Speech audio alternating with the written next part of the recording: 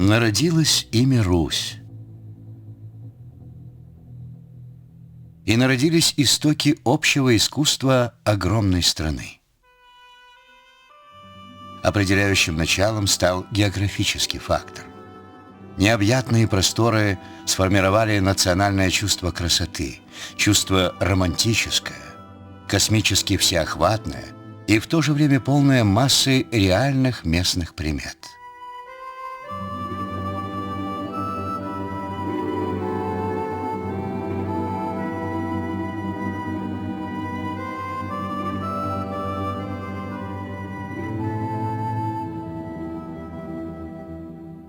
Начальные шаги к красоте были всецело языческими, обращенными к первостихиям природы. Ведь именно им поклонялись древние славяне. Но есть четкая и непреложная граница, на которой, к слову, «Русь» прибавилось понятие красоты. Красоты всецело рукотворной, а не примышленной к природе. Это конец X века, когда киевский князь Владимир Равноапостольный принял христианство из рук Византии. Православная вера, как свидетельствует древняя летопись, была избрана именно из-за красоты богослужения.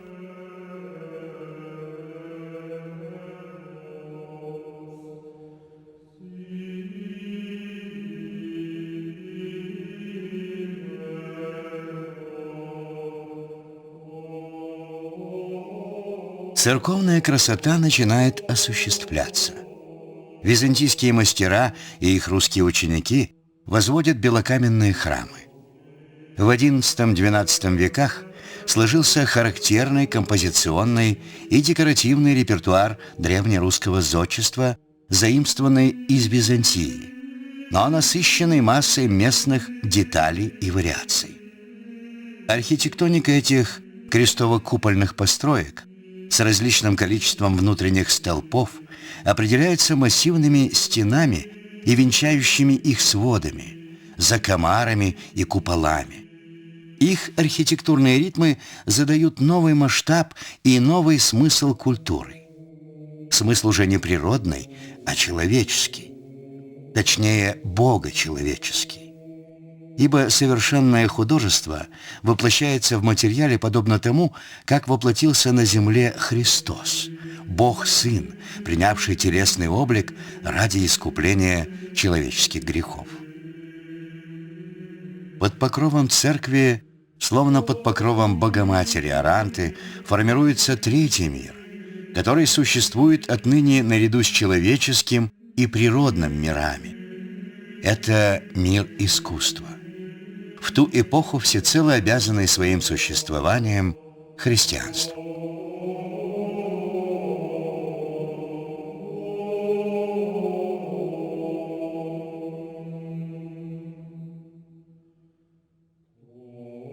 Софийские храмы в Киеве и Новгороде самим названием своим выражают преемственную связь с тогдашним центром всего православного мира, храмом Святой Софии в Константинополе. Они оба задали искусству общий, невиданный еще на Руси, монументальный масштаб. Внешнее убранство храмов выглядит значительно сдержанней внутреннего. Ведь в интерьере-то, собственно, взгляду и является то райское великолепие, что снаружи лишь предугадывается. Церковные интерьеры украшаются фресками. Закладываются основы многовековой системы храмового декора, сюжетно-символическими, библейско-евангельскими сценами на стенах, изображениями пророков и святых на столбах и, наконец, с Христом Пантократором, грозно взирающим сверху из-под купола. Формы ранних мозаик и фресок незыблемо статичны, вычерчены мощными, как борозды, линиями и по-своему архитектурны. Недаром фигуру Богоматери Аранты в конхе центральной апсиды Софии Киевской уже в давние века прозвали «нерушимой стеной». Святые мужи и жены, заполнив поверхность стен и столбов, словно удерживают на себе всю конструкцию храма, являя зрителю просветленную, божественно-человеческую природу, сосредоточенную вокруг литургического действа. Последнее же закрепляется в качестве необходимого духовного центра, обеспечивающего прочный синтез всех видов средневекового творчества.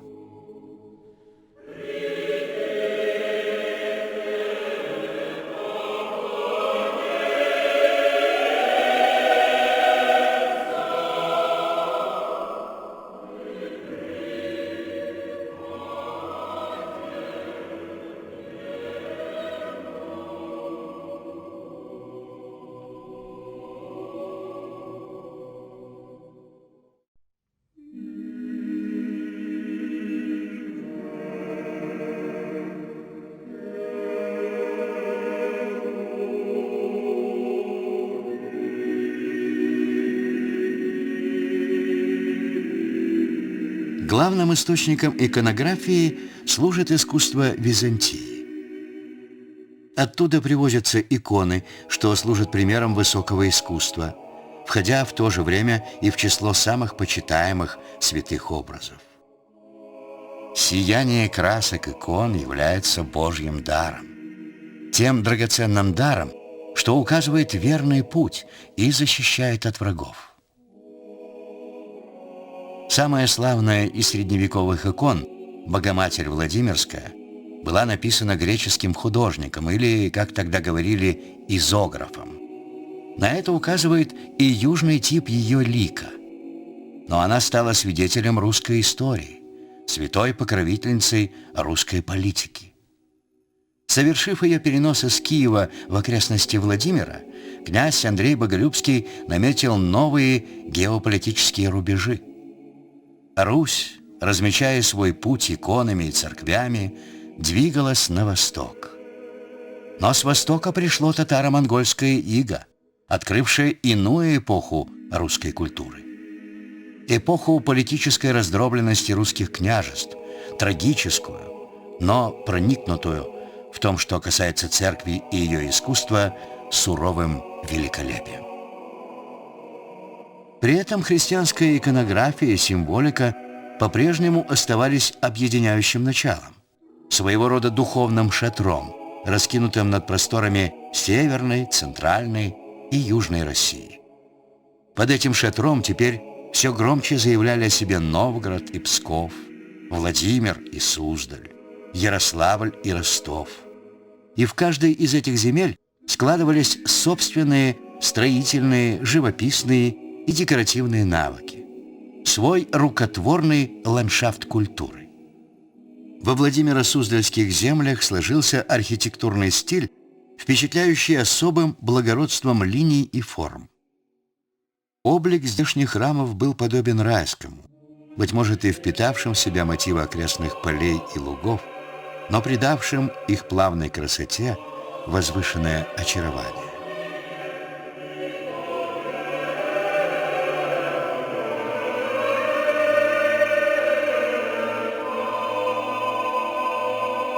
Эти прекрасные строения из тесаного белого камня, в основе своей сравнительно простые, кубические или прямоугольные по объему, с просторным интерьером, часто окружались галереями.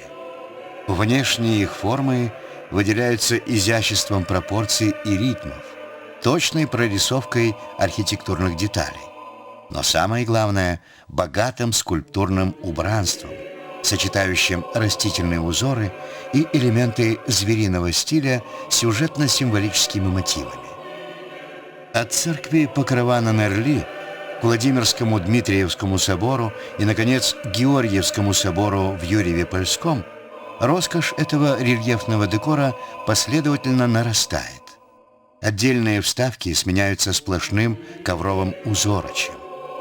При этом восточные и южные степные орнаменты соседствуют тут с чертами западноевропейского романского стиля.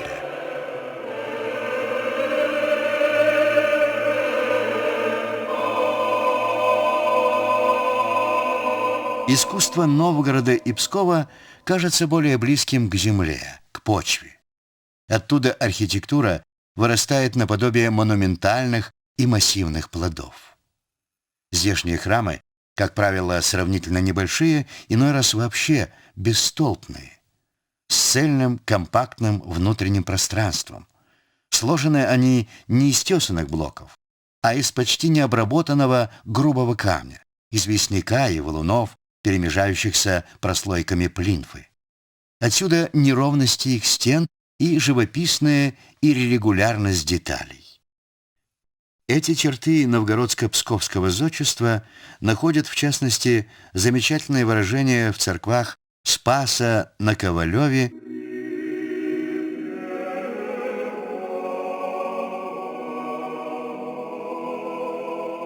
и Николы на Липне.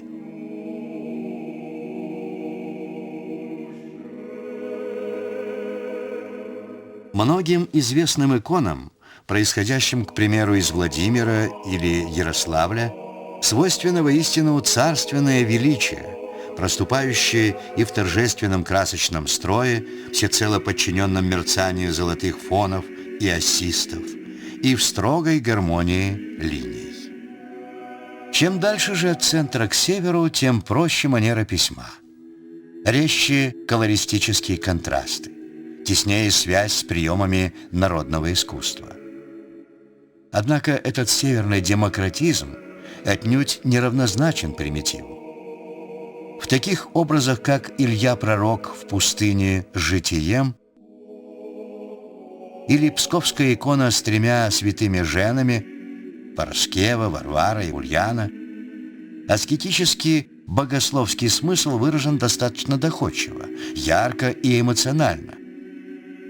Все тоньше дифференцируется тематика икон. Верховным средоточием их мистического обаяния предстают композиции со Спасом нерукотворным, те строгие и монументальные лики Христа, которые восходят к первым святым образам, тем, что по преданию были сотворены божественным произволением, а не человеческим творчеством. Иконы Богоматери представляют Царицу Небесную то нежной матерью, то величавой защитницей, то молитвенницей за грешное человечество. При этом каждая из ее ипостасей дополнительно уточняется в повсеместно или местно чтимых образах, прототипы которых, как правило, связаны с легендой о чудотворениях. Многие сакральные образы посвящены сценам и символам из Священного Писания. Древнерусская живопись являет зрителю и обширное сообщество святых. Самыми популярными из них на Руси издревле были святитель Николай и святой воин Георгий Победоносец. Первыми же русскими святыми стали еще в киевский период князья Борис и Глеб. Иконы нередко пишутся как житийные, с клеймами вокруг центральной их части, средника. Церковное искусство все активнее входит в жизнь. Об этом красноречиво говорят разные типы икон. Они сопровождают человека во всех его делах. В XIV веке византийского типа алтарная преграда все чаще сменяется иконостасом, по сути, целой стеной из икон. Со временем она превратилась в главный элемент убранства русского православного храма. Во Владимире, Пскове, Новгороде и других художественных центрах процветает и искусство фрески, отражающее как византийские традиции, так и связи с югославянскими странами. Наиболее ярким проявлением этих связей являются росписи Псковского Преображенского собора Спаса Мирожского монастыря, созданные, очевидно, совместно греческими и русскими мастерами. Число живописных образов последовательно увеличивается. Внутри образа идет вечный диалог. Диалог между человеком и божеством. Между, говоря на старославянский лад, дольним и горним. Строгий взгляд Спаса Христа в его ипостаси верховного судьи вопрошает. А человек отвечает, откликаясь всеми своими помыслами. Живопись же, собственно, и показывает нам, как все это происходит. Как сходится вопрос с ответом. Таковы фрески Феофана Грека, полные аскетического настроения, переданного с тонким артистизмом. Они уходят от внешнего, чувственного мира в сферу внутренних сияний и озарений, со световыми бликами, что искрятся подобно молниям среди трепетно одушевленных и динамичных красочных гамм. Эти росписи, как и современная им архитектура и живопись, убедительно доказывают, что процесс самоопределения в искусстве охватывает все русские княжества. И нарождается тот образ святой Руси, который вне искусства был бы немыслим, да и попросту невидим. Кругом разорение и упадок, внутренние распри и внешний гнет иноверцев. Страны нет, она в географических осколках. Но великим светочем всего тогда еще немощного государства стал преподобный Сергий Радонежский. Его трудами в самом центре страны, в лесах к северо-востоку от Москвы, была основана малая обитель, та, что в будущем выросла в знаменитую Троице-Сергиеву лавру. Троицкий же собор, выстроенный на месте деревянного храма уже после кончины преподобного Сергия, стал на долгие годы прообразом каменного церковного строительства. А новые монастыри, основанные его учениками, и неподалеку от Свято-Троицкой обители, и на дальних рубежах страны, в северных краях и на Волге, превратились в крепкую сеть в равной мере материальную и духовную. Сеть, удерживающая Русь от политического распада.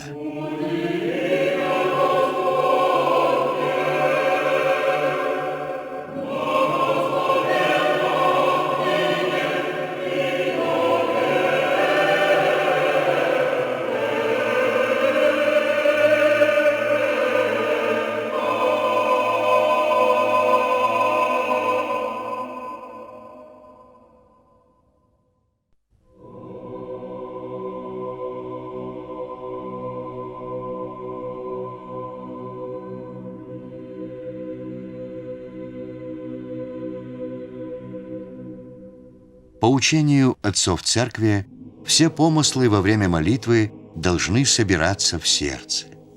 Так и вся страна стала собираться вокруг Москвы. Конечно, далеко не все дела московских князей, направленные к этой цели, можно признать образцами благочестия. Злоба, коварство и зависть по-прежнему остро давали о себе знать. Весь объединительный период шли жестокие брани, вроде той, что написано на иконе «Битва новгородцев с суздальцами».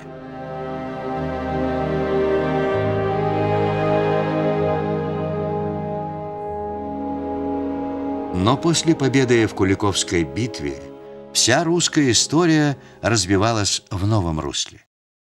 Развивалась уже не центробежно, но центростремительно или собирательно. В определенный момент исторического времени и пространства должен был явиться Андрей Рублев. В своей знаменитой Троице он воплотил завет высшей гармонии и доброты, преподанной великим святителем.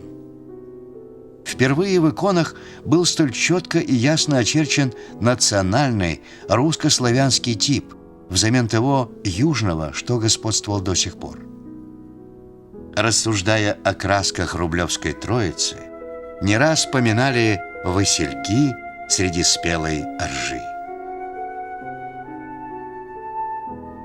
Краски излучают ровное солнечное сияние, не столь уж резко отличное от цвета нашего дня.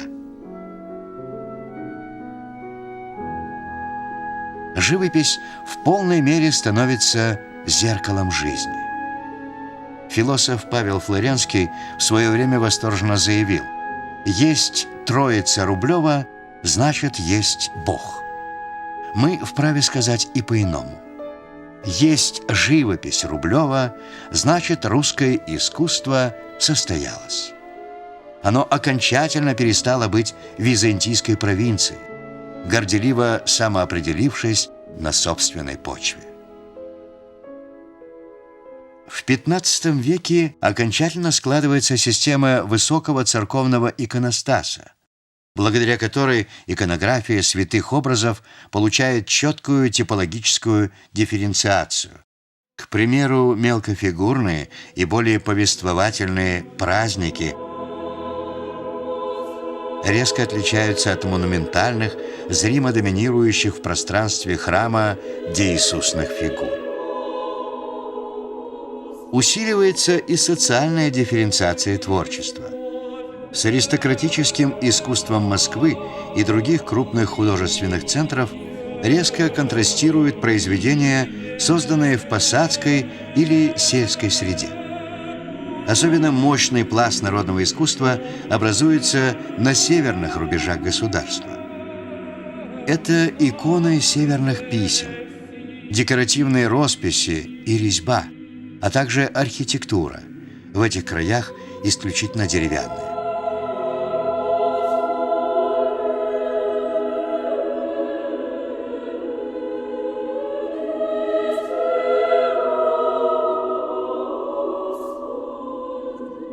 Самые ранние из сохранившихся храмов, так называемые клетские церкви, напоминают большие избы, увенчанные крестом. Религиозное и светское начало соединяются здесь особенно непринужденно и легко. Московская церковная архитектура достигает особой монументальности и своеобразия в соборах и крепостных сооружениях Московского Кремля. На смену традиционным русско-византийским формам и приемам проступают вполне определенные черты итальянского Ренессанса, но Ренессанса, плавно и органично объединенного с эстетическими навыками местного Средневековья. В Успенском соборе Кремля итальянский зодчий Аристотель Фьераванти придал древнерусской храмовой композиции беспрецедентную масштабность, а интерьеру – невиданный пространственный размах.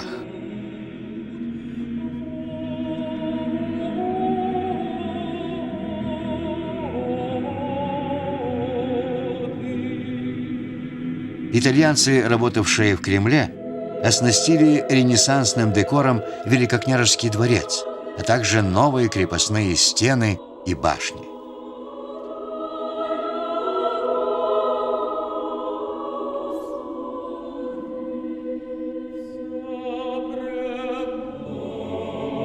Храмы нередко ставятся на высокий подклет. Курватуры фасадов, прежде в основном полуциркульные, теперь все чаще вытягиваются, обретая килевидную форму.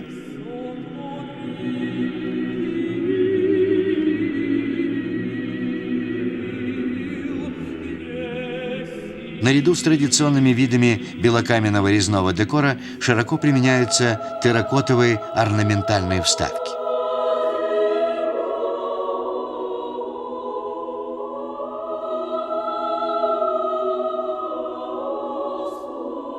Все более заметную роль играют кокошники в основании купольного барабана, составляющие особый ярус, как бы покрывающий храм нарядным венцом.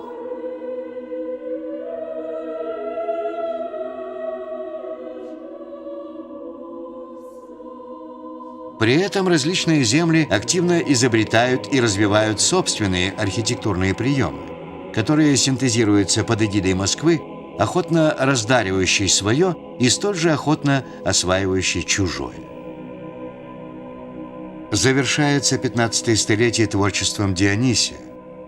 Для его стиля типичны более удлиненные по пропорциям фигуры, прохладные колористические гаммы с преобладанием изысканных светлых оттенков, тяготение к идеальной красоте ликов, как правило, лишенных этнической, греческой либо русской характерности, и, наконец, замечательное декоративное чутье. Лучшие черты его творчества проступают как в иконах, так и в самом масштабном комплексе его произведений – росписях собора Рождества Богоматери Ферапонтового монастыря на Вологодчине, который он создал в самом начале XVI века вместе с сыновьями Феодосием и Владимиром.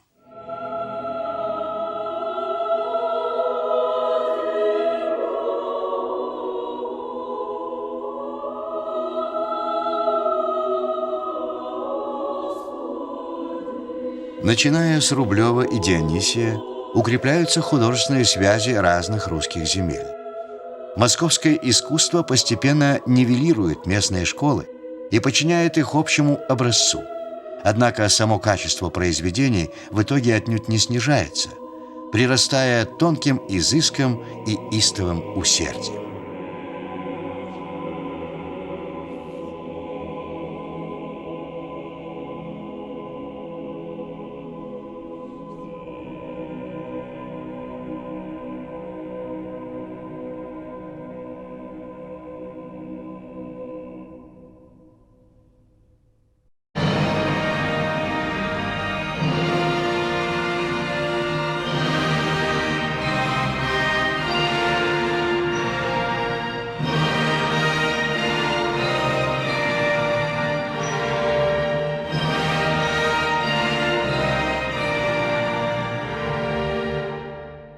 Святая Русь словно воплощается воочию. Еще более значительное место в архитектуре занимает теперь монастырское строительство. Во многих обителях возводятся крупные соборы, повторяющие структуру Кремлевского Успенского собора, и тем самым наглядно утверждающие незыблемый авторитет власти московского царя и митрополита.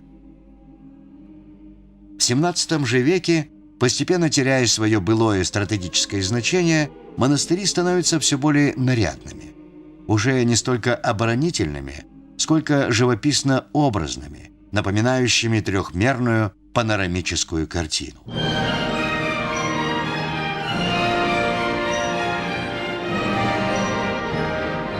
Стены и башни многих монастырей соперничают по масштабам и мощи своей со стенами и башнями городских кремлей-крепостей.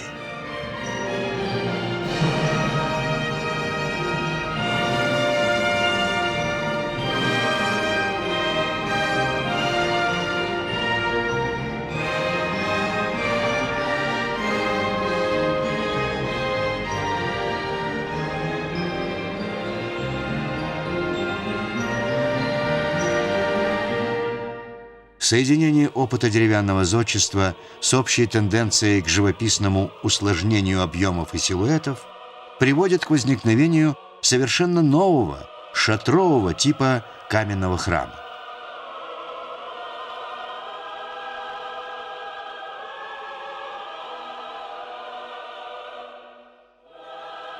Позднее шатрами все чаще завершают не только основной объем храма, но и проездные ворота и колокольни.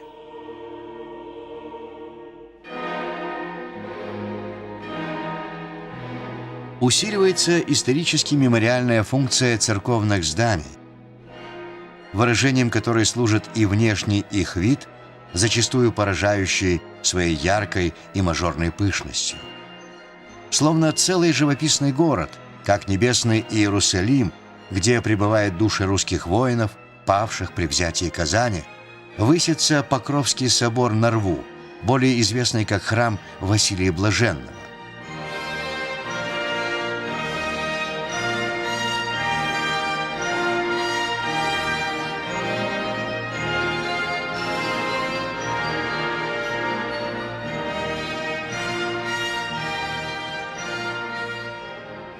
Вводится целый ряд конструктивных новшеств. Умножается число храмовых пределов, обходных галерей, гульбищ, узорных крылец, а также разного рода декоративных деталей.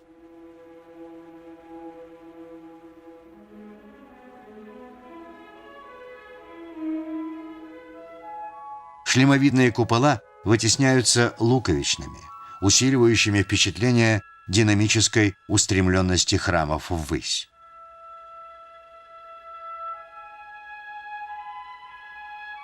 Значительно обогащается и красочный колорит зданий. Традиционному контрасту белого камня и кирпичной кладки теперь добавляется раскраска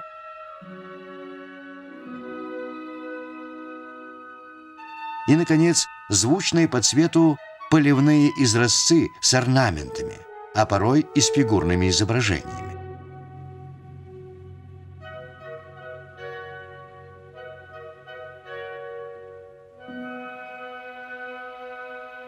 Наконец, по замыслу патриарха Никона, под Москвой строится Новый Иерусалим, который символически воспроизводит пейзаж Святой Земли вместе с храмом Гроба Господня.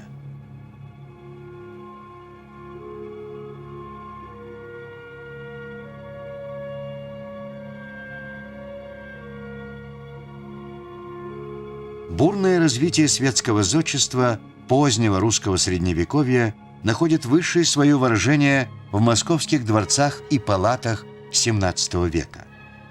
Их общая архитектоника, равно как и пышное орнаментальное убранство, оказывают заметное воздействие и на церковное строительство. Светское и религиозное начало в архитектуре теперь общаются по закону сообщающихся сосудов, уже не разделенные той строгой иерархией, что царило в искусстве классического средневековья.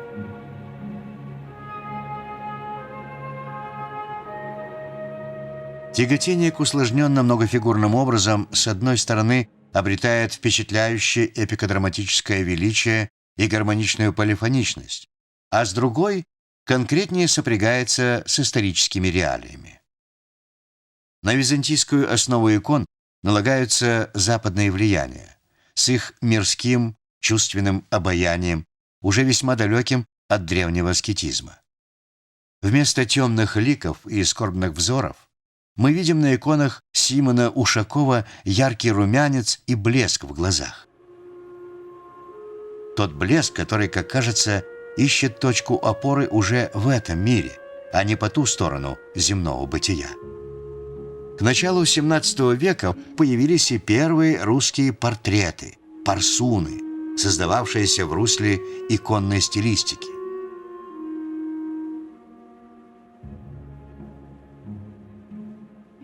Центром развития всех видов изобразительного и декоративно-прикладного творчества, своеобразной академии художеств поздней средневековой Руси, стала с середины XVII века оружейная палата Московского Кремля. Искусство перестает быть по-средневековому анонимным. 17-е столетие пестрит именами художников, и различия личных творческих манер все явственнее дают о себе знать. В ряде церковных росписей этого времени наглядно соединяются темы священной и мирской истории. В фрески проникает масса эмоциональных деталей, отмеченных острым жизненным драматизмом.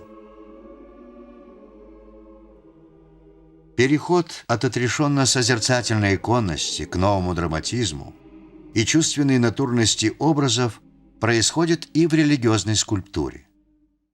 Она теперь занимает в русской религиозной культуре весьма заметное место.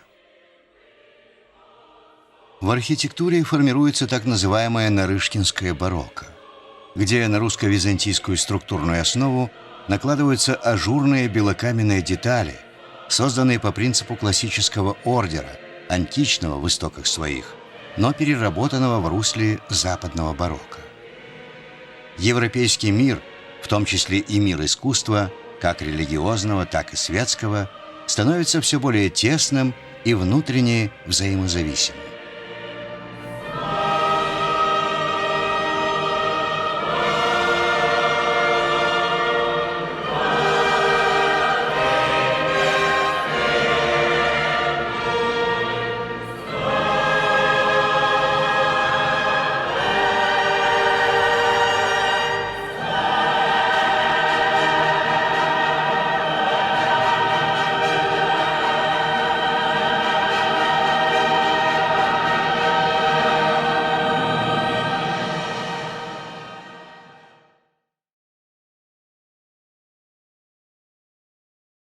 XVIII век – это новый рубеж исторического пространства.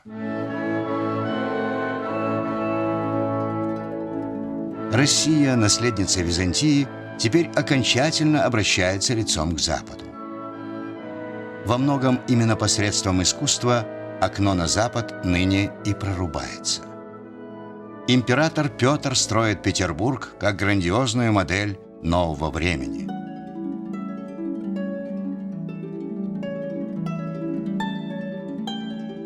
Прежде западное барокко внедрялось лишь частицами. Ныне же взметнувшаяся ввысь барочный шпиль Петропавловского собора задает свой курс всей России. Это курс на Европу, как раз тогда входившую в ту эпоху, что получила имя «Век просвещения». В Россию приезжают иноземные художники, от рядовых ремесленников до мастеров масштаба Растрелли и Фальконе. Нового типа дворцы и храмы достигают невиданного пространственного размаха и живописного великолепия. Исторически этапным в этом плане явилось творчество Бартоломео Растрелли. Его постройки представляют собой целые ансамбли, ритмически объединенные с помощью пластически разнообразных фасадов и внутренних парадных анфилад.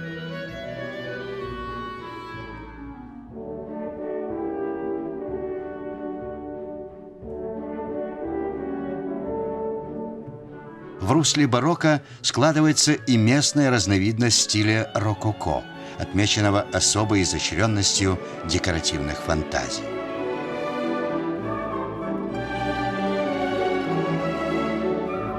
Средоточием эстетических новшеств становится и портретная живопись.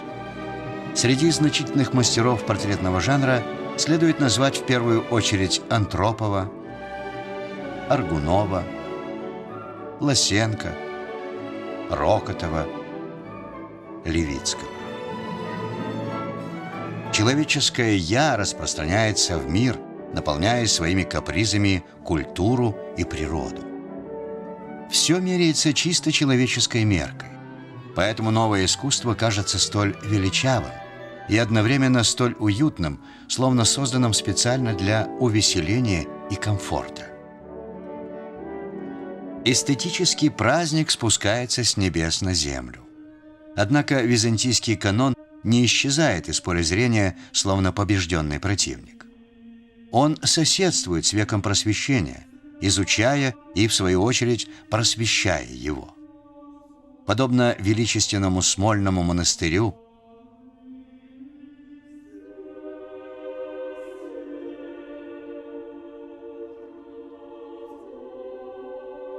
или стройной барочной колокольне Троицы-Сергиевой лавры.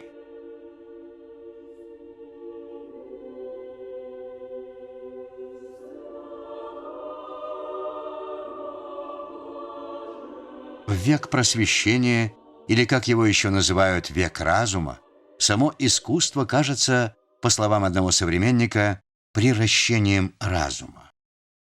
Именно для разумного устройства государства российского создается Академия художеств. Искусство заботливо совершенствует, как бы воспитывает окружающий мир. Если в годы раннего классицизма главным центром архитектурных поисков по-прежнему пребывает Петербург, то к концу столетия мощно возрастает и значение старой столицы. В Москве возводятся масштабные ансамбли, заметно обновившие средневековую структуру города. Их архитектурный стиль эволюционирует от патетической живописности образов Баженова к гармонически величавым, воистину градообразующим постройкам Казакова. Российский век просвещения был фатально сопряжен с имперским деспотизмом и крепостной неволей. Фон эпохи, подобно темному фону старых фамильных портретов, хранит массу жестких и в высшей степени неизящных истин. Однако именно изящное искусство, благородное художество давало, быть может, самый верный шанс прижизненного освобождения, давало залог того спасения в красоте, благодаря которому все сословия, и высшие, и низшие, превращались в актеров праздничного театра жизни. Масса такого рода театров жизни рассеялась по России в виде усадебных ансамблей, где все конфликты принимали вид безмятежной идиллии. Эти постройки располагались на фоне ухоженной природы, среди специальных беседок, миловзоров, откуда все должно было радовать глаз.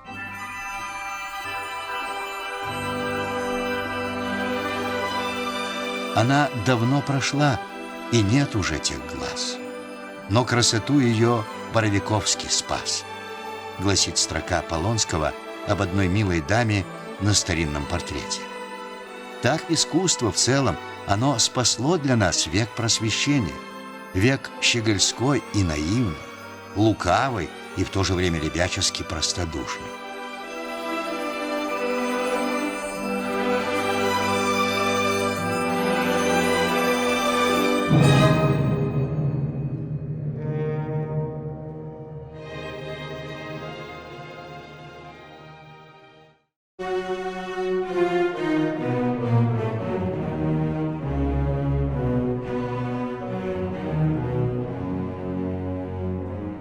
С определенного момента, с той поры, когда искусство окончательно обособилось от религии, названия стилей начинают выражать содержание целых исторических эпох. Романтичны не только картины или здания первой половины XIX века, но и само время, полное великих надежд и упований. Внешние формы могут быть строго классическими, ведь начинается-то XIX век именно с классицизма, с русского ампира, но они все равно наполнены романтической мечтой. Мечтой о грядущих судьбах Российской империи, войска которой только что разгромили Наполеона и победным маршем дошли до Парижа.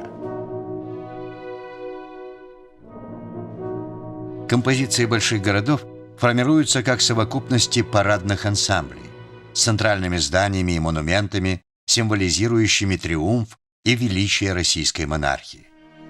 Основоположниками этой градостроительной системы в Петербурге стали Захаров, Воронихин, Тома де Томон.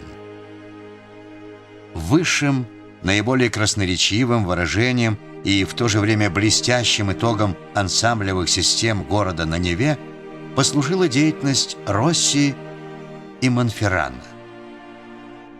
Зодчие и художники в новой и старой столицах, равно как и в провинции, привыкают мыслить картинами, примеряя их к реальности. И пестрая реальность входит в раму, научившись жить по законам искусства. Магистральным путем творческих поисков и инноваций становится эстетика романтизма. Старшие художники-романтики, такие как Венецианов, Тропинин, еще достаточно классицистичны, тяготея к умиротворенным идиллиям, выделяющим в реальности ее просветленно-гармонические черты, насыщенные особым внутренним одушевлением. С максимальной определенностью новые принципы проступают в портретах работы Кипренского. Присущая новому стилю лирическая мечтательность, равно как и творческий индивидуализм, находят проникновенное выражение в автопортретах, которые охотно пишут почти все ведущие художники эпохи. Это время называют «золотым веком отечественной культуры». Для художников-мечтателей тогда существовали, собственно, не одна, а целых две земли обетованные. Одна — Россия, родина жизни, родина как таковая, с ее неведомым, но славным будущим, а другая — солнечная Италия, родина искусства, куда стремились, чтобы постичь его тайны. Казалось, что стоит лишь свести эти два края воедино, свести в художественной фантазии, в картине, и сама история двинется иными, более разумными путями. Творческая фантазия обнаруживала не только умиротворенно гармоничный, как у Венецианова, но и катастрофически бурный потенциал. Таков последний день Помпеи Брюлова. Разрушение Помпеи у Брюлова предвещает грядущие российские потрясения.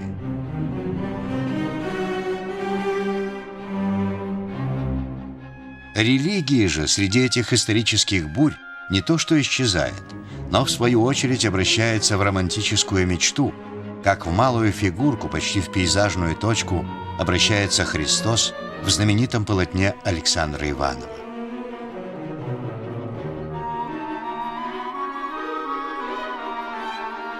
Как все соединить, как связать разные виды красоты, красоты пророческой, таинственной и в то же время повседневной и земной. Для иконописцев все было просто, являясь предметом мистического откровения. Теперь все невероятно сложно. И картины, равно как и архитектура тех лет, предстают свидетельством этой драматической сложности. К концу Золотого века, а царствование Николая I означает именно его конец, масштабы архитектурных образов отнюдь не уменьшаются. Напротив, они еще более возрастают. Возводятся Исааки и храм Христа Спасителя, ставшие самыми большими храмами России.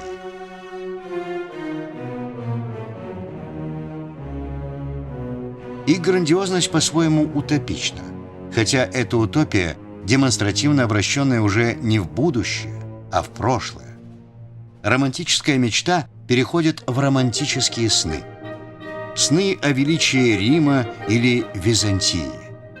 Стихия романтизма еще дрожит и плещется, как море на полотнах Айвазовского. Но она уже уходит куда-то вдаль, как эти живописные моря. Решающее слово переходит к реализму, стилю куда более суровому и земному.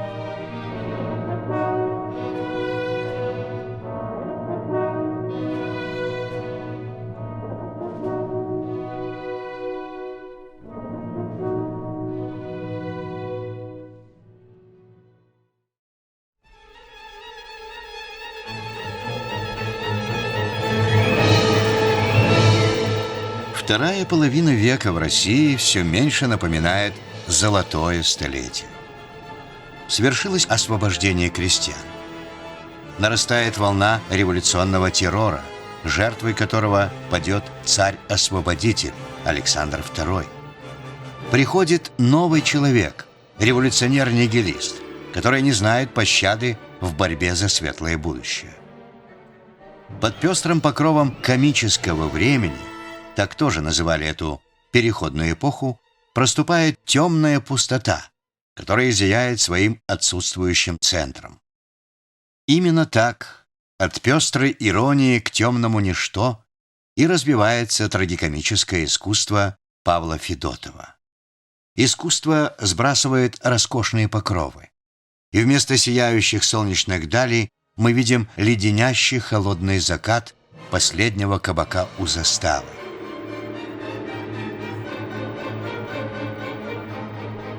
Самые славные, воистину эпохальные произведения излучают уже не светлую гармонию, а острую тревогу. Излучают накал драмы идей. Художественная романтика, равно как и пережитки классицизма, все заметнее вытесняются гораздо более драматичным стилем, который принято именовать реализмом. Академические программы с их выспренной патетикой вызывают у молодого поколения активный протест. И после бунта 14, устроенного рядом выпускников Академии художеств, организуется независимое товарищество передвижных художественных выставок, в деятельности которого принимают активное участие ведущие мастера эпохи: Крамской, Перов, Куинджи, Репин, Суриков и другие.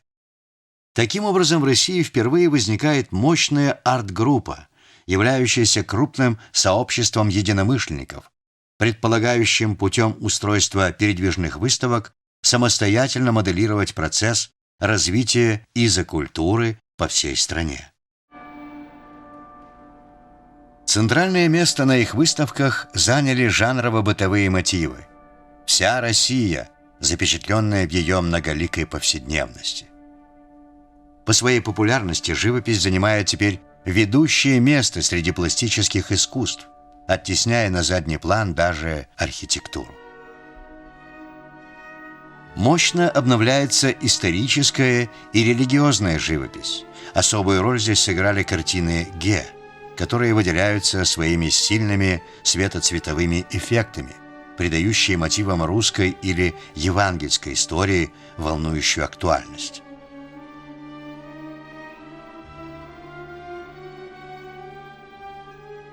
Крамской в своем знаменитом «Христе в пустыне» также стремится связать религиозную тему с социально-нравственными поисками своих современников.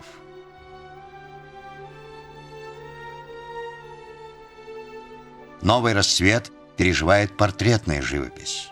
Перов, Крамской, Репин и другие мастера создают массу ярких, как типажных, так и остро индивидуальных портретов представителей разных сословий. Особое значение тут получают образы людей творческого труда. Романтический ореол сохраняется в полной силе лишь в портрете творческой личности. Достоевский или Толстой предстают властителями дум. Именно через их сознание постигается история. Прежде большой масштаб неизменно предполагал эпическое и, во всяком случае, поучительное содержание. Ныне же большая, хоровая, как ее называли, картина может преподать и урок совсем иного негативного свойства, подобно репинскому крестному ходу, этой панораме пестрого социального гниения и распада.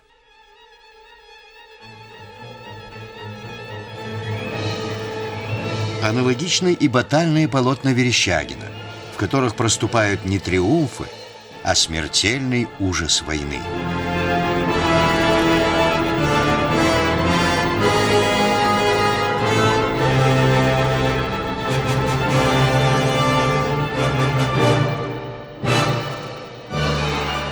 Крупнейшими пейзажистами передвижнической эпохи были Саврасов и Шишкин. Образы природы вбирают в себя все больше пленэрных впечатлений, теснее сближаясь с реальной натурой, а с другой стороны, все чаще принимают вид обобщенно-символических суждений о России, превращаясь в своего рода живописные поэмы. И еще один шаг дальше Шишкина, и перед нами уже ночная греза, как в лунном пейзаже Куинджи.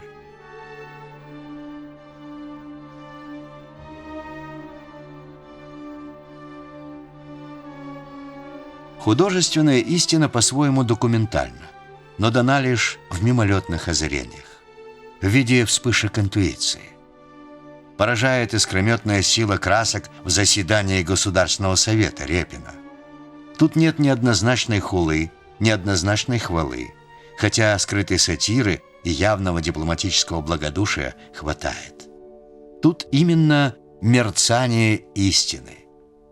Той истины, что не может быть обозначено кратким словечком «да» или «нет». Также и в исторических полотнах Сурикова.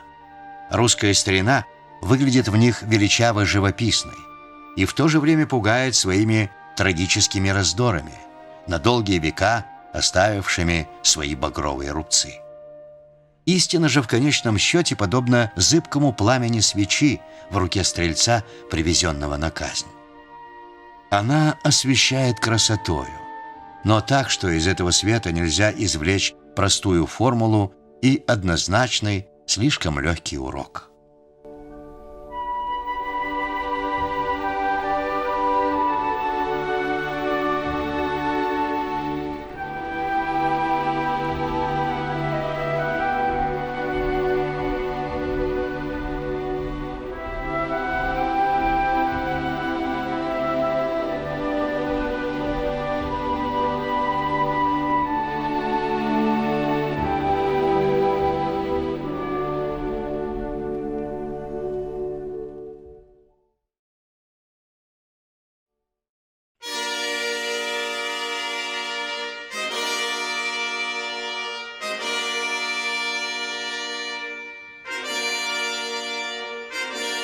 Время не бывает просто нейтральным фоном искусства. Последнее всегда символически выражало и преображало в себе историю с откровенностью, неведомой никаким самым точным документом. И, быть может, наиболее причудливой и живописной эта художественная историческая откровенность была в России. Предреволюционное десятилетие – прекрасная эпоха России, ее серебряный век были периодом расцвета стиля модерн и символизма. Мысль, естественно, претворялась в искусство, а искусство в мысль, открывая рубеж вечных символов и тайн бытия. С годами крепла уверенность в том, что великая сила красоты должна стать творчеством жизнестроительным, активно совершенствуя окружающий мир. Архитектура русского варианта стиля модерн полна контрастов реальности и грезы.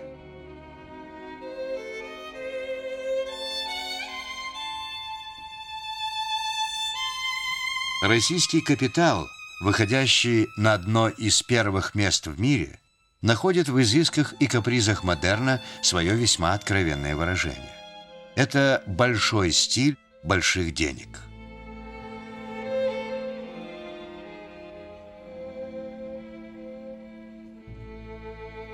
В таких очагах русского модерна, как Абрамцево, сложились целые архитектурные островки, феерически сказочные, фольклорные по своему декору.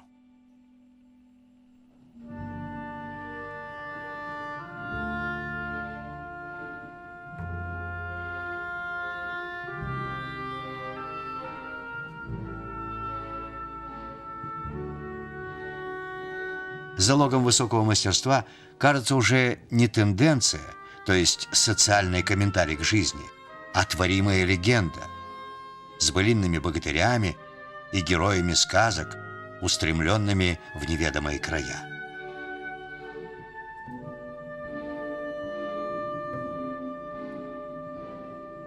Даже религиозное искусство с его строгими византийскими канонами впитывает черты модерна, где церковный устав соседствует с романтической грезой.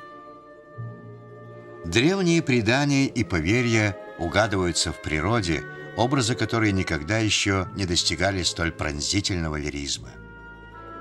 Пейзаж предстает не просто красивым видом, а духовным откровением.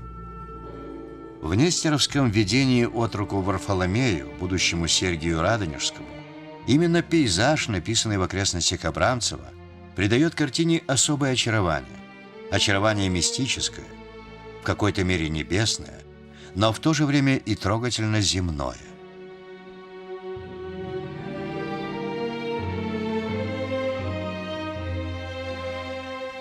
Этот лиризм достигает апогея в полотнах Исаака Левитана.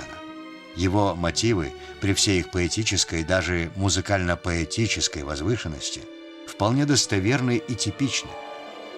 И лирика эта не только радует глаз, она включает в себя подвижную гамму чувств, то радостных, то скорбных. Красота модерна полна неизъяснимых контрастов, как во врубелевском «Демоне», серии картин, где красочное великолепие стремительно, в темпе крещендо, нарастает, с тем, чтобы к финалу, в «Демоне поверженном», обратиться в хаос цветных осколков.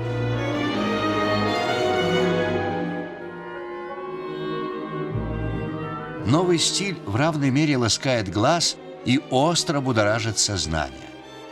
Портреты мягко чаруют, но вдруг настораживают гротескным изломом. Сквозь тело внезапно просвечивает скелет, а сквозь лицо — череп. Художественные произведения буквально набухают декоративной роскошью. Новое искусство упоительно цветет. Но цветет, как пышные розы коровина, на последней грани перед увяданием. Или даже по ту сторону этой роковой черты, как у Борисова-Мусатова.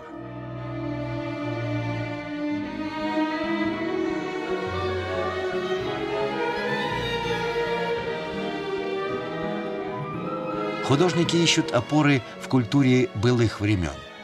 Однако и там, в воссозданном прошлом, царит не классическая ясность, а смутный дух трагического маскарада.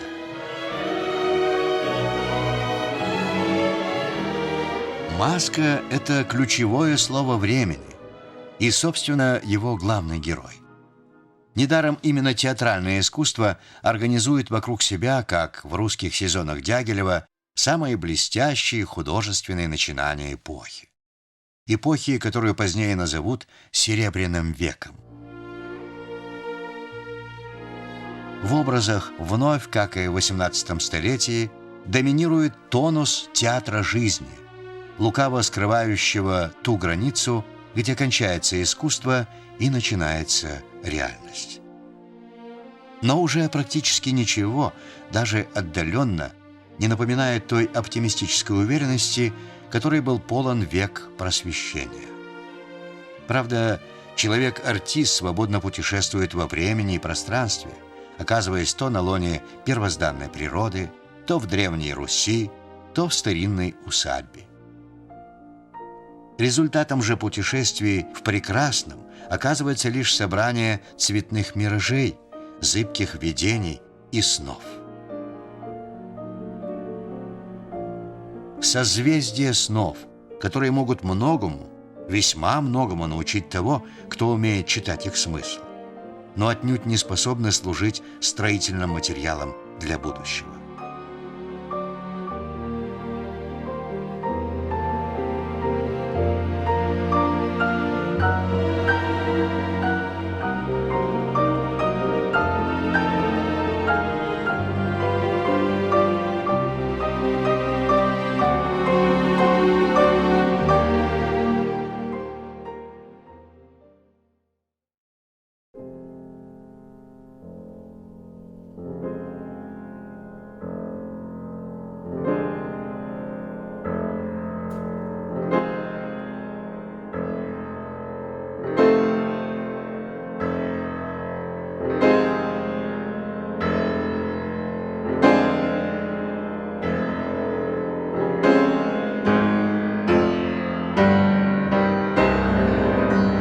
Первые десятилетия XX века в России произошли, как известно, целых 3 политических революции.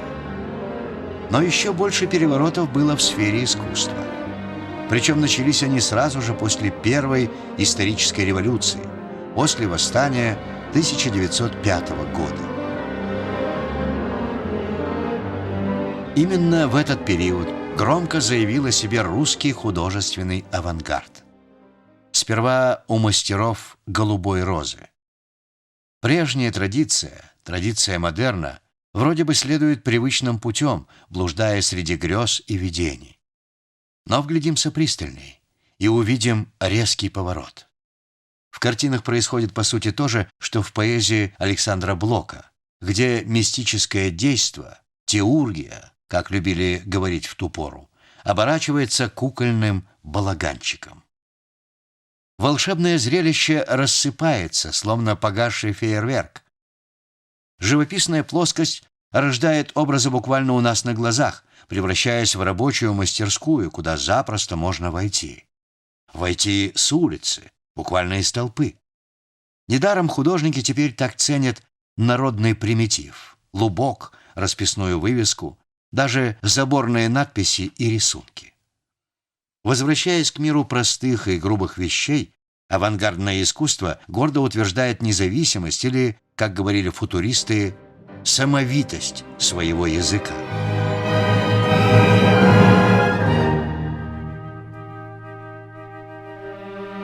Однако же русское искусство отнюдь не отказывается от роли высшего судьи. Не ограничиваясь чистым созерцанием, оно по-прежнему вершит суд над жизнью. И вынесенный приговор оказывается весьма суровым. Святая Русь в ее земном облике рушится на глазах, подобно тому, как рушатся московские храмы в красочном землетрясении картин Лентулова.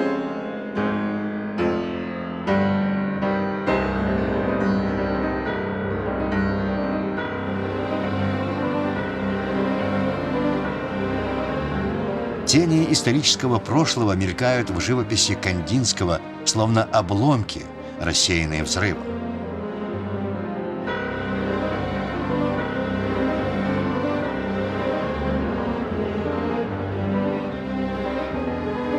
Но авангардное искусство действует все же скорее не как взрыватель, а как, по словам философа Сергея Булгакова, мировой сейсмограф. Оно пророчествует, подобно крылатым часам на картине Марка Шагала. Тем часам, что отмеряют последние сроки. Самым же монументальным свидетельством времени стал «Черный квадрат» Казимира Малевича. Это, по словам автора, лицо современного дня, которое не исчезнет в пыли столетий.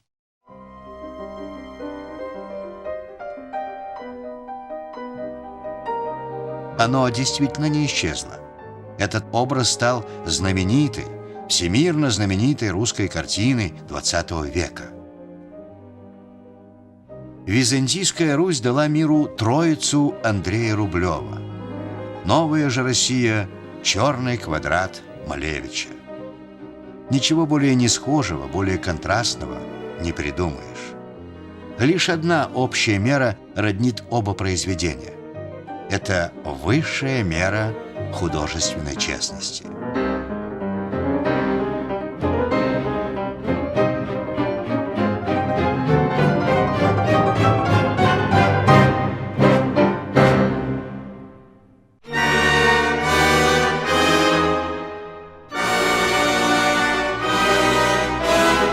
Историческая революция значительно запоздала, разразившись через 10 с лишним лет после начала революции художественной. Но так или иначе, октябрь наступил. Многим тогда казалось, что Россия пересекла роковую черту, однако она не стала духовной пустыней. Искусство никуда не исчезло. Действительно, многие художники служили новой власти не за страх, а за совесть, активно участвуя в плане монументальной политической пропаганды, который выдвинули Ленин с Луначарским.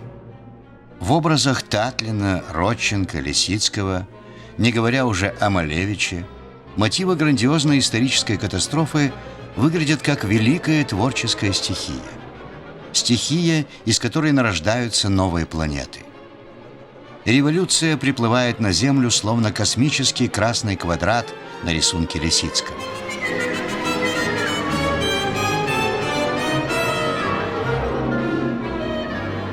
Однако при всем своем левом энтузиазме авангардное искусство отнюдь не раболепствует, в лучших своих образах оставаясь свидетелем достаточно строгим и независимым.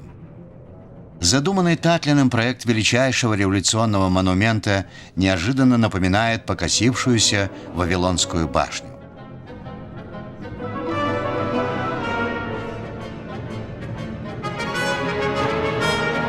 Символика кристаллических фантазий Филонова будоражит ум своим тревожным двусмыслием. Его мировой расцвет предстает скорее мировым окаменением.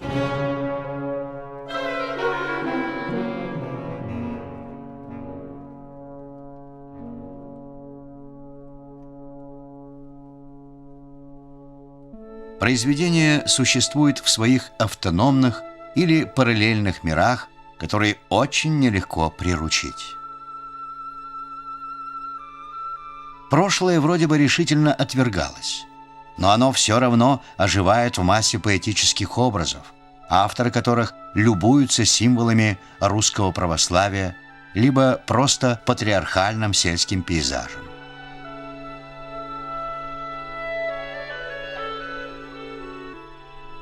Космический пафос великого русского эксперимента всюду дает о себе знать, не только в авангардных, но и в более традиционных вещах. Но свобода искусства предполагает его многозначность. И в самых простых мотивах, как в красной, кроваво-красной мебели Фалька, порой проступает острый трагизм. Или, иными словами, чувство трагического времени, его критическая красота.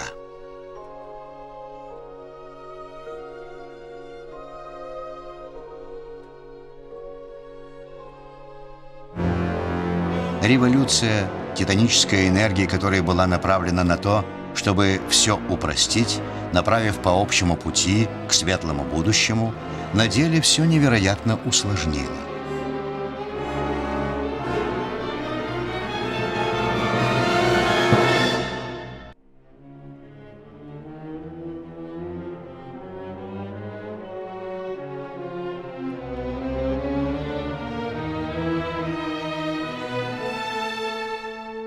Провозглашается новая экономическая политика.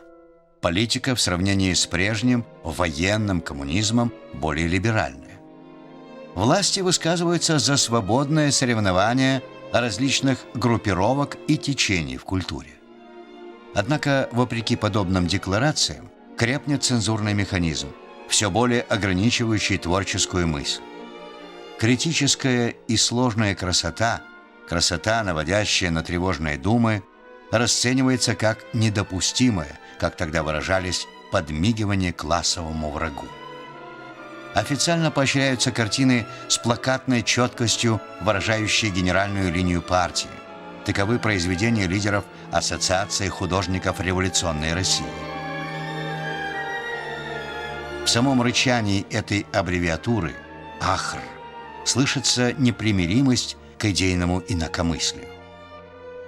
У советской власти пока нет безусловных фаворитов. Ахровцам с их ориентацией на традиционную картину в духе передвижников противостоят авангардисты, учредившие левый фронт искусств. Их лозунги производственного искусства, призванного идти на смену картине, активно воплощаются в жизнь, приводя к расцвету современного дизайна. Российские авангардные афиши, реклама, фотография, эскизы ткани тех лет прочно вошли в золотой запас мировой культуры.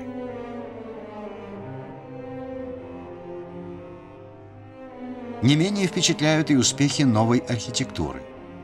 Тогда казалось, что именно в ее строгих и четких формах нагляднее всего угадываются контуры завтрашнего дня или, как писали в газетах, зримая поступь социализма.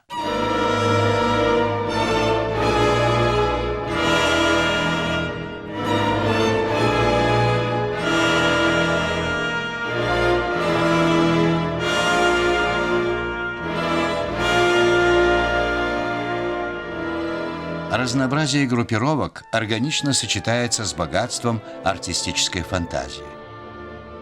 Текущая история, как в картине Редько «Восстание», выплывает к зрителю в виде черного гротеска. Столь же мрачными зачастую предстают и индустриальные мотивы, скорее перемалывающие человека, чем, как полагалось по марксистской мифологии, героически возвышающие его.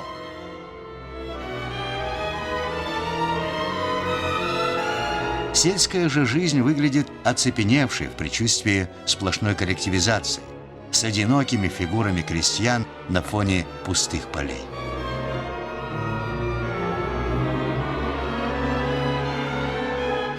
Даже во вполне лояльных образах нет-нет да проглянет театральная ирония, наглядно подвергающая сомнению окружающий мир и его героев. Не следует угадывать здесь, следуя официозной критике, какую-то скрытую контрреволюцию.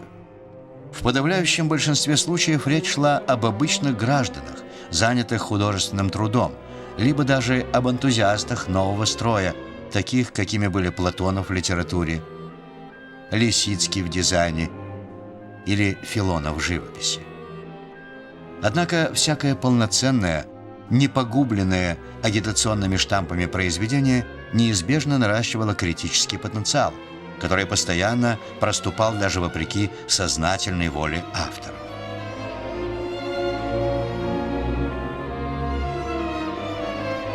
На рубеже 20-30-х, когда Сталин окончательно сосредоточил в своих руках всю полноту власти, идея мировой революции подверглась решительному пересмотру. Прежде России отводилась лишь роль детонатора социальных потрясений, которые должны были завершиться на Западе и там найти свой мировой центр. Отныне же таким мировым центром призвана была стать Россия и, соответственно, ее столица Москва. Сталинская геополитика чем-то напоминала идею Москвы как Третьего Рима, но Третьего Рима уже целиком безбожного.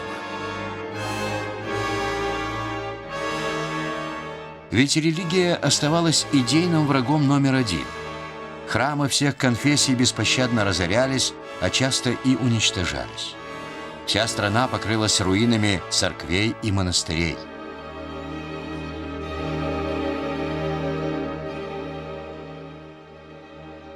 Зато новая архитектура, в первую очередь в Москве, поражала своей пышностью. В этих зданиях проступали реальные контуры Сталинской империи. Империи жестокой, но величественной.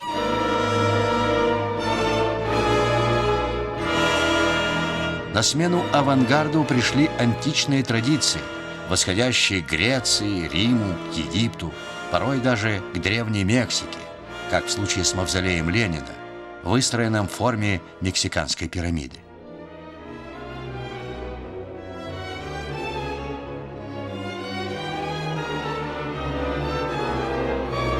Высшим же образцом, а на тот момент и самым высоким сооружением на Земле, должен был стать гигантский Дворец Советов.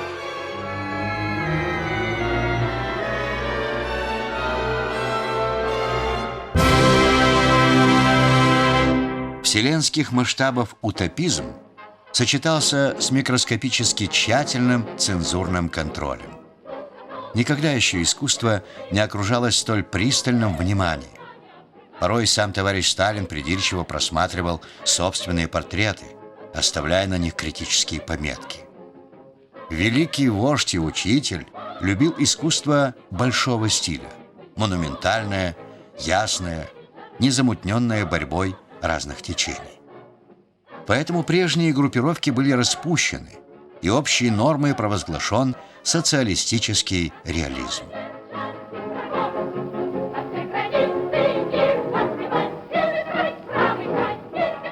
Сперва кажется, будто в культуре тех лет воцарился некий блаженный восторг.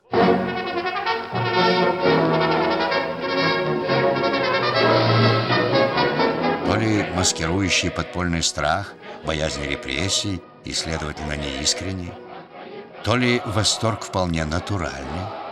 Ведь люди и вправду верили вождю, заявившему, что жить стало веселее.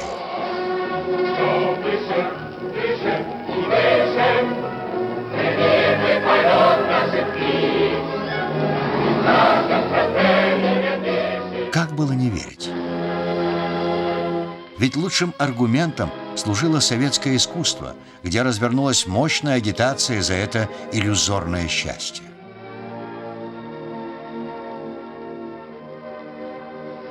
Ограбленные коллективизацией нищие крестьяне в картинах пировали на красочных колхозных праздниках.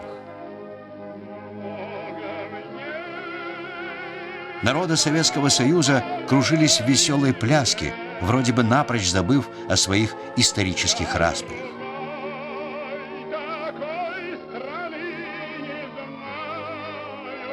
Соцреалистическая интеллигенция нежилась в роскоши, обдумывая партийные директивы.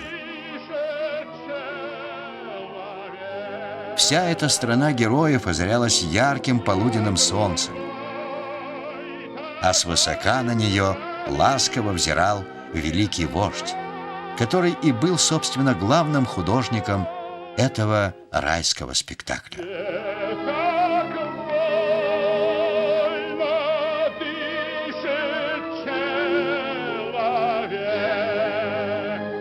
Многие же лучшие вещи тех лет вообще создавались приватно, без всякой надежды на то, что их увидит публика. Так Малевич создавал свой тоскливый и одинокий Красный дом. Как бы художников ни гнали в золотую клетку парадных выставок, они упорно отстаивали свой духовный суверенитет, который мог быть выражен тайным намеком, смутной фантазией, лукавой аллегорией. Либо, наконец, просто образом человека, известного своей несгибаемой честностью. Таков знаменитый ученый Иван Павлов на картине Нестерова, где лишь судорожно сжатые старческие кулаки выдают цену внешнего спокойствия. Так Павел Корин писал портреты для своего реквиема, задуманного как трагический мемориал русского православия.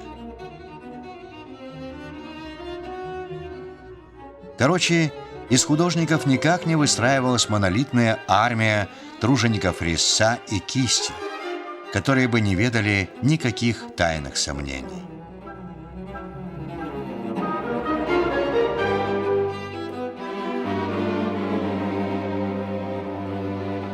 Искры новой искренности озарили искусство военных лет. Да и стиль «Триумф», ведущий стиль первого послевоенного десятилетия, никак не назовешь чисто иллюзорной агитацией. Он весь переполнен скорбной памятью о миллионах и миллионах жертв. Но, увы, тут же наплывали новые волны официозной фальши. Все круче затягивались идеологические гайки, дабы военный энтузиазм не перешел в дерзкое вольномыслие. Все правдивое, а тем паче художественно правдивое, всегда загадочно. Даже официальное искусство послевоенных лет с его триумфальным стилем чарует своей языческой мистикой, заключая в себе частицу тайны и, следовательно, частицу правды. Таков знаменитый фонтан дружбы народов. Ведь чем больше им любуешься, тем крепче убеждаешься, что перед тобой лишь золоченая мечта.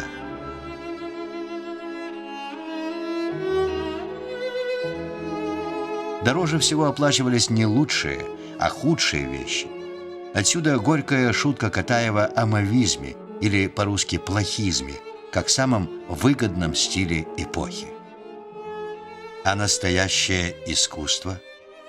Что ж, оно вновь уходило в мастерскую, по сути в подполье, в узкий круг родных и друзей. Для малого круга друзей, почти что для одного себя, писались «Подснежники» Татлина,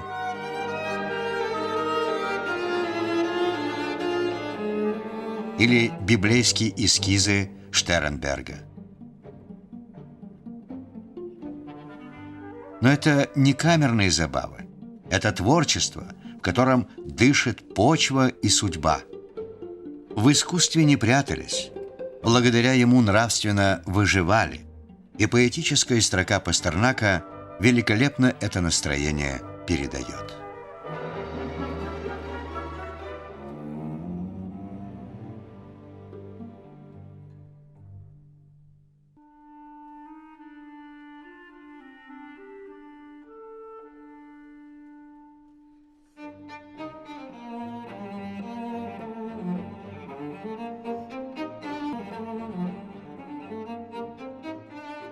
Борьба за искренность в искусстве была, по сути, борьбой за качество. Примером часто служили старики, которые еще помнили Серебряный век. Связь с русским модерном проступила и в мощной волне национально-романтических мотивов.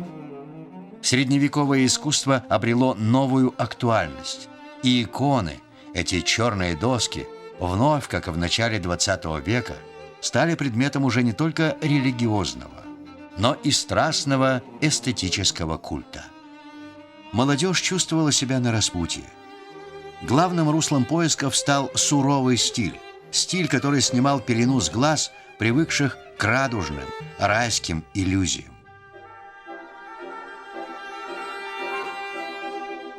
Суровые полотна нередко вызывали зрительский шок и ярость официальной критики.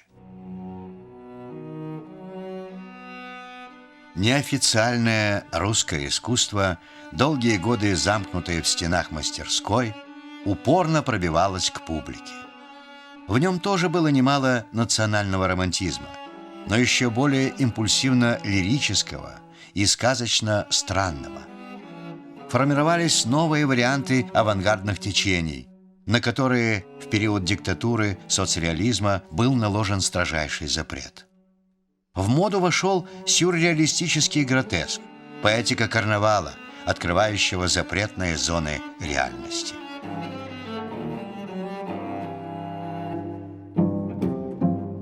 Этот карнавал, сперва подпольный, неофициальный, с годами выплеснулся наружу, воплощая характерные ритмы времени, которое было по-своему сюрреальным. Картины излучали таинственные пророчества. Искусство зримо пересекало какой-то неизъяснимый рубеж, упиваясь мотивами волшебного полета. Полета традиционно сказочного, либо решенного в духе иронического театра абсурда. Так что, когда перестройка началась, казалось, будто она буквально до мелочей предсказана искусством.